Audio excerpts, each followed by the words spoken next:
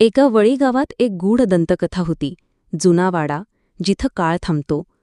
लोक म्हणायचे त्या वाड्यात एक दरवाजा आहे, जो उघडल्यावर माणूस भूतकाळात जाऊ शकतो. पण त्यातून परत आलेला कोणीच दिसला नाही. नीलावंतीची जिज्ञासा जागी झाली. ती त्या वाड्याबद्दल वाचत होती आणि तिला त्याच्या नकाशावर एक गुप्त चिन्ह दिसलं. वाड्याच्या पाठीमागे एक दगडी पायऱ्यांचा गुप्त दरवाजा.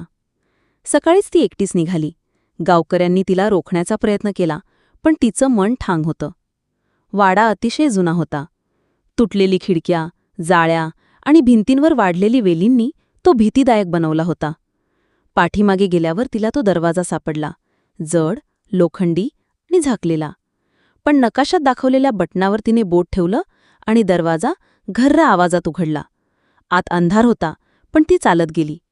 एका क्षणी प्रकाश पसरला आणि तिला वाटलं तिने गावाचा 100 वर्षांपूर्वीचा काळ पाहतोय. लहान घरं, बैलगाड्या, गावकऱ्यांचे पारंपरिक पोशाख आणि तिची आजी, तरुणपणी. ती गोंधळली. हा काळ तिच्या आजीचा तरुणपण आहे का? अचानक तिला एक मुलगा दिसला. तो रडत होता. त्याचं नाव होतं गणेश. त्याचे आई-वडील हरवले होते आणि तो त्या दरवाजातून इथे अडकला होता. नीलावंतीला कळलं की हा दरवाजा फक्त एकटा उघडला जाऊ शकतो, पण बंद 2 जणांनी मिळूनच होतो.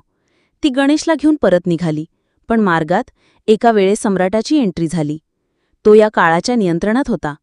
त्याला वाटलं की नीलावंती भविष्याची आहे आणि ही माहिती घेऊन भविष्यातील लोक वेळेचा गैरवापर करतील.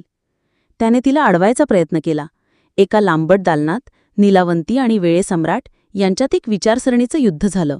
शक्ती नव्हे, तर युक्तीची लढाई. नीलावंतीने त्याला सांगितलं, मी वेळेचा आदर करते. मी काहीच बदल करणार नाही. मी फक्त एका हरवलेल्या मुलाला परत नेत आहे. सम्राट शांत झाला.